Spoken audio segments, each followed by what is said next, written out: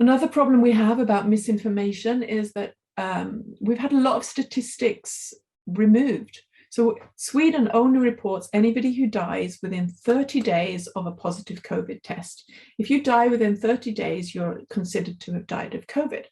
But then it can be actually removed from statistics if, I'm not sure who it is who's doing this removing here.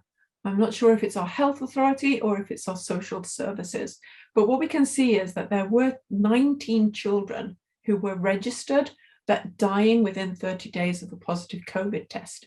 Then 6 of those children were actually removed from our official statistics. So abracadabra, we are now only 13 children who have 0 to 19 who have been said to die.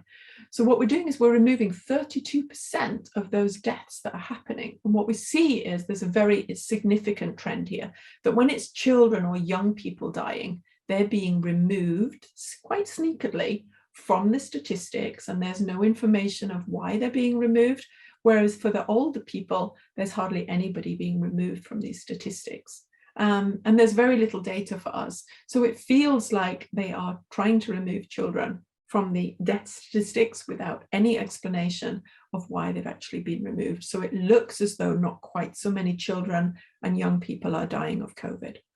Or another excuse is quite often, well, they had other risk factors that would have affected their lives anyway. But don't they have a right to life even if they have a risk factor? Where do you define a risk factor? Is it kidney disease? Is it eczema? Is it a bit of asthma? So, they've not been transparent on these figures and why they have been removing them.